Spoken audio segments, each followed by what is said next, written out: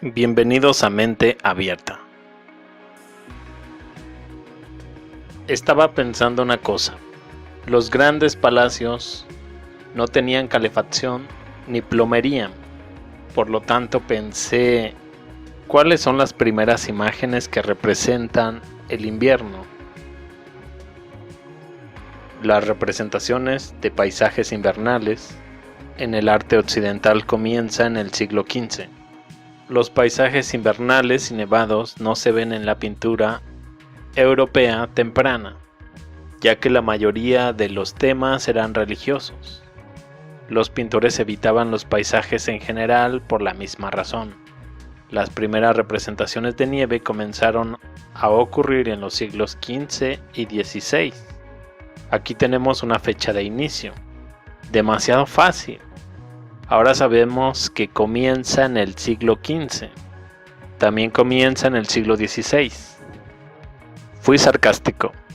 Desde el principio nos vemos incompletos. Los pintores evitaban los paisajes durante el Renacimiento del Norte temprano y aún más durante la Edad de Oro holandesa. En el siglo XVII, el interés por la pintura de paisajes fue en aumento. Se dijo que el invierno de 1564 a 1565 fue el más largo y severo en más de 100 años. El comienzo de un periodo frío en el norte de Europa, que ahora se llama la Pequeña Edad de Hielo. Durante los siguientes 150 años, los inviernos del norte de Europa fueron comparativamente nevados y duros. Las malas cosechas, las fuertes nevadas y el avance de los glaciares que consumieron los pastos y pueblos alpinos hicieron de la era una época sombría para los campesinos europeos.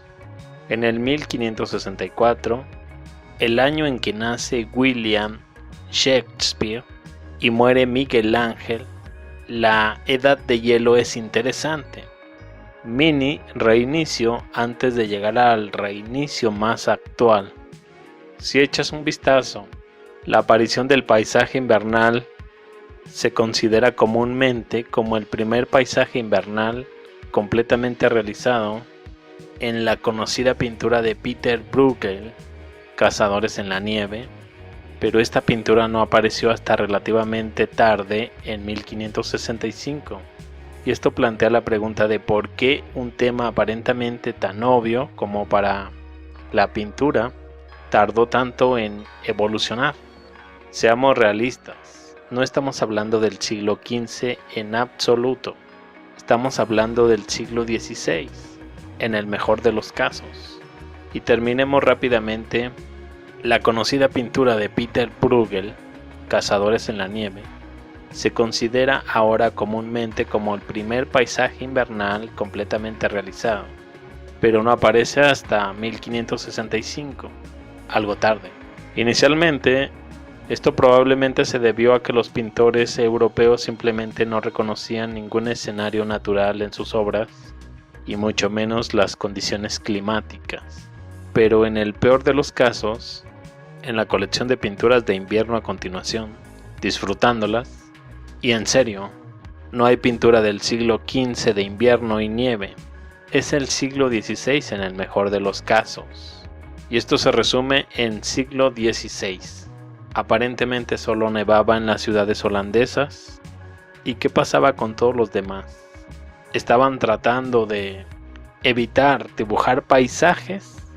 ¿Recuerdan a un tal Nick Research hablando de que las piñas eran una exportación de Rusia en el siglo XIX? La información la obtuvo de una enciclopedia. También hablaba de enormes palacios rusos y de cómo se construyeron para un clima cálido. De otra manera era casi imposible calentarlos. Han estado sacando mamuts lanudos frescos, entre comillas, de Siberia, lo suficientemente frescos como para que los perros se los coman. Durante las excavaciones el cadáver resumaba un líquido rojo oscuro que podría haber sido sangre fresca de mamut. El cadáver del mamut fresco de Siberia guarda muchos secretos. Estas épocas de frío podrían ser algo mucho más nuevo, pero ¿podrían ser mentira las fechas que nos dan para estos cuadros? Seguro que no. Estas personas tienen una trayectoria impecable. Todos y cada uno de ellos parecen idénticos.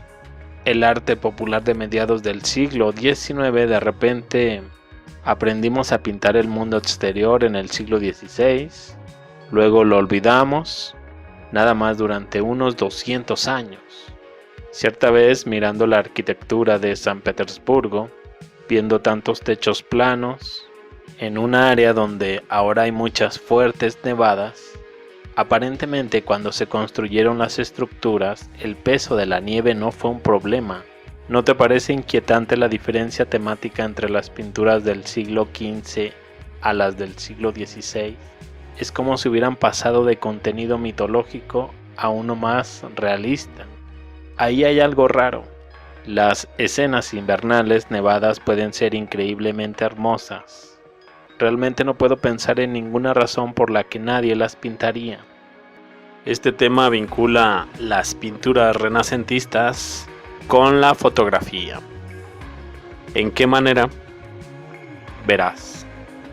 David Hockney, un artista británico, cree que los artistas del Renacimiento usaron cámaras oscuras y lentes para dibujar sus pinturas siglos antes de que se nos dice en el mainstream qué hicieron.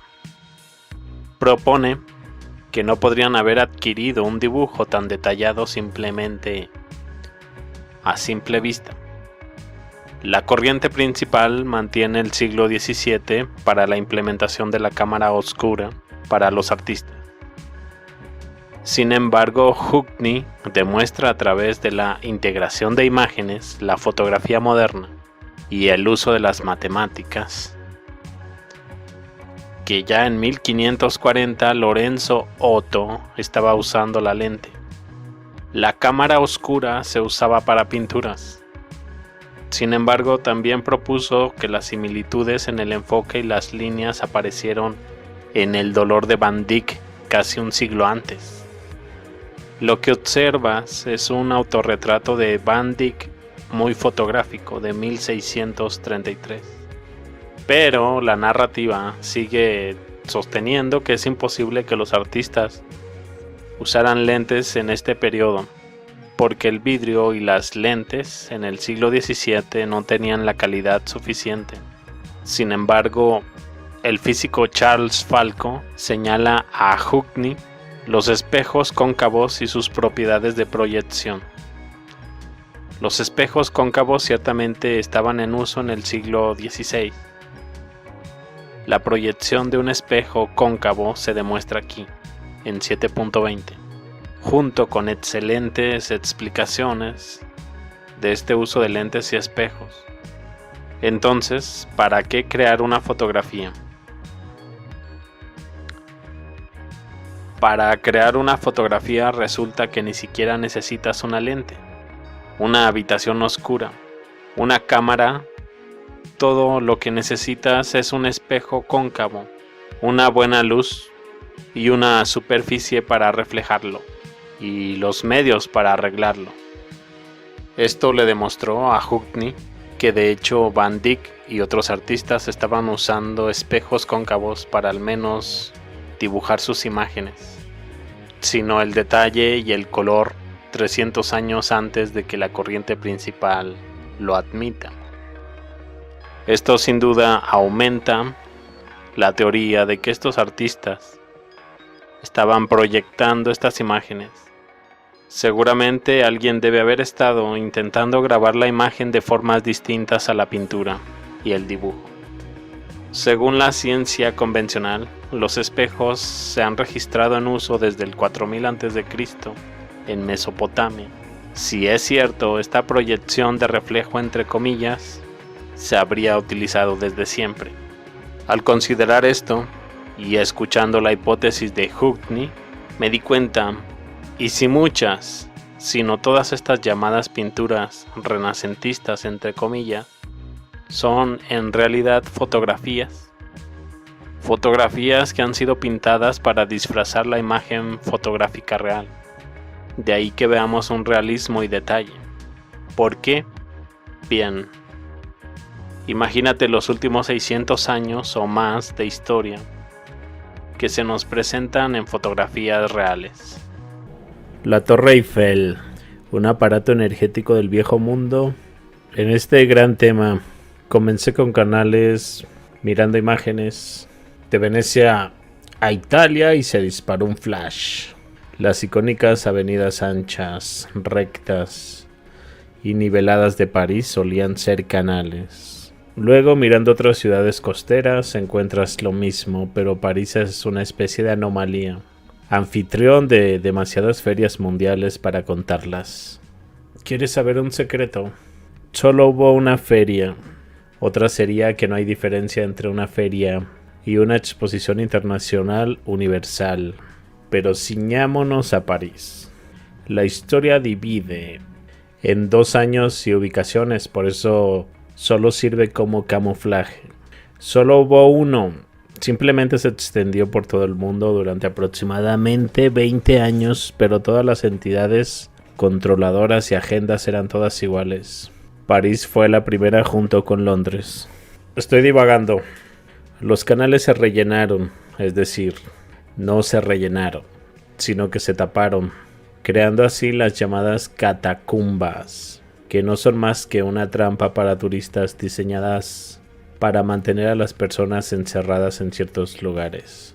Eso es mucho material que se necesitaría para llenar los canales de tamaño de París, entre comillas. Entra en la inundación de lodo. Las inundaciones de lodo se encuentran en condiciones muy localizadas, pero al mismo tiempo en todas partes del planeta. Eso es porque la inundación de lodo es una forma de geoingeniería, terraformación, para ser precisos. Hay pruebas por toda la Tierra. Por cierto, ¿sabías que las líneas de Nazca también son canales y embalses antiguos? Supongo que la tecnología es similar a la máquina sísmica moderna. Que se joda el HARP. Los satélites son falsos de todos modos. Si HARP fuera real, sería el equivalente a una antena de oreja de conejo con bolas de papel de aluminio en los extremos. Ustedes viejos saben a qué me refiero. Probablemente incluso tengan unos alicates de punta fina para girar el marque, porque la perilla se rompió. Si son inteligentes, obtienen las mordazas que se bloquean, por lo que es probable que no tengan la máquina meteorológica de la perilla de la muerte. Mi punto es que la tecnología siempre ha estado allí. Es antigua. ¿Alguna vez viste la película Depredador, entre comillas, donde le dan el arma de energía al grupo de élite al final de la película y la vieja perra dice: ¿de dónde la sacaste? Esto es tecnología antigua. Es un huevo de Pascua. Pero la escena ocurre justo después de que los Spocks lanzan una bomba nuclear a los extraterrestres, las cuales tanto las armas nucleares como los extraterrestres son falsos, por lo que el dispositivo de energía dirigida se agrupa con ciencia ficción. Hollywood, lanzadores de conjuros. A menudo me desvío, pero es parte de la historia. Es por eso que enseñan historia de línea del tiempo en la educación pública. Las líneas de tiempo equivalen a guerra psicológica. Nada es recto y lineal. Cuanto más sabes, más sabes. Así que estoy tratando de conducir a la Torre Eiffel. Supuestamente fue construida en unos meses. Tal vez poco más de un año. Las fechas son mentiras de todos modos. Así que ni siquiera las reviso, a menos que esté buscando números caídos o esperando a que se cargue la página o algo así. Nos dan pictografías bonitas como esta. Este es el tipo de mierda que le da una erección al profesor de historia de la línea de tiempo de la escuela pública. Una tontería. Bonita progresión incrementada sin ondas. Investigando, encontré un puñado de fotografías de la preparación del sitio y de las primeras construcciones. Todas están montadas con las personas retocadas con Photoshop. La mayoría de las fotos antiguas tienen a las personas retocadas. Esta fue la primera imagen que encontré. Un tipo parado jugando al billar y los cimientos cubriendo lo que parece ser una abertura,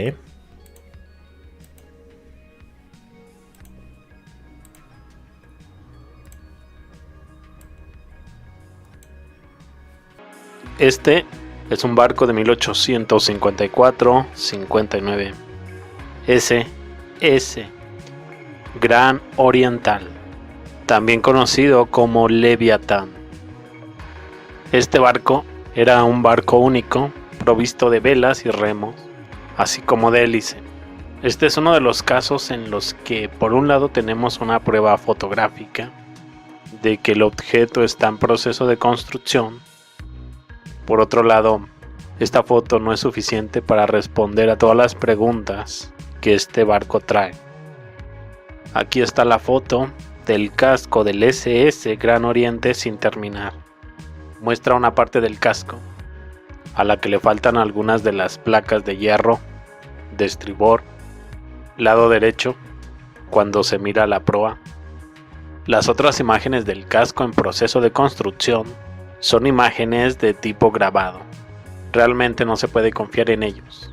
También tenemos algunas otras fotografías de la construcción del SS Gran Oriental, pero esas fotos plantean preguntas, en lugar de responderlas. La mera existencia de este barco de 1858 no tiene sentido. Quiero hacer lo posible por explicarlo. También creo que le dio a su creador, entre comillas, Isambard Kingdom Brunel, tanto dolor de cabeza, entre comillas, que sufrió de un derrame cerebral fatal. La posibilidad de restaurar algo años antes de su tiempo tenía que ser una tarea abrumadora. Brunel murió en 1959. SS Gran Oriente era un barco de vapor de hierro, aunque fuera bautizado como Leviatán durante un intento de lanzamiento inicial a principios de noviembre de 1857. A partir de entonces siempre se le conoció como Gran Oriente. Casi 3 meses de la costosa lucha por ponerla a flote y más problemas mientras se completaba. Dejaron a su empresa original en quiebra. Los nuevos propietarios decidieron emplearla en la ruta entre Gran Bretaña y América del Norte. Sin embargo, una capitalización insuficiente restringió el equipamiento a los alojamientos de lujo, ignorando así el comercio de inmigrantes decididamente no lujoso, pero muy rentable. Continuaron las dificultades económicas del buque, agravada por una serie de accidentes. No entraré en una descripción detallada de este barco y su historia. Hay muchísimos artículos que cubren esto. Este barco tenía una longitud de unos 211 metros, unos 2 campos de fútbol aproximadamente. La manga tenía unos 36,5 metros, casco de hierro propulsado por velas, paletas de vapor y hélice de vapor. Un barco de pasajeros posteriormente convertido para tendido de cable telegráfico sumergido. Capacidad de los ocupantes: 4.000 pasajeros y 400 tripulantes. Una hélice de 7,3 metros. Un peso muerto de 12.000 toneladas, desplazamiento de 22.500 toneladas. Las 30.000 placas de hierro del barco se estandarizaron a 3 metros por 0.84 metros cada una. Las placas en la parte inferior tenían 25 milímetros de espesor, en los lados 3/4 de pulgadas, unos 19 milímetros. Y en la cubierta y los mamparos 13 milímetros. Esto es aproximadamente 10.000 toneladas. Cada placa se fijó en su lugar con 100 remaches de 22 milímetros de diámetro. Eso asciende a 3 millones de remaches. Las 2 pieles de hierro herméticas de su casco, de 17,7 metros de profundidad, tenían un espacio de unos 860 milímetros entre ellas. Brunel pretendía que fuera insumergible, extendiendo la doble placa a 1.5 metros. por encima de la línea de carga más profunda del barco y dividiendo el casco en 10 compartimientos. El vagón de ferrocarril típico utilizado en las décadas de 1940 y 1950 tenía una capacidad bruta de unas 180 libras, o la capacidad de transportar 74 toneladas cuando se tienen en cuenta el peso del automóvil. Estoy bastante seguro de que en 1850 eran mucho menos. Teniendo en cuenta el peso del vagón, se necesitarían más de 150 vagones para transportar todas las placas de hierro.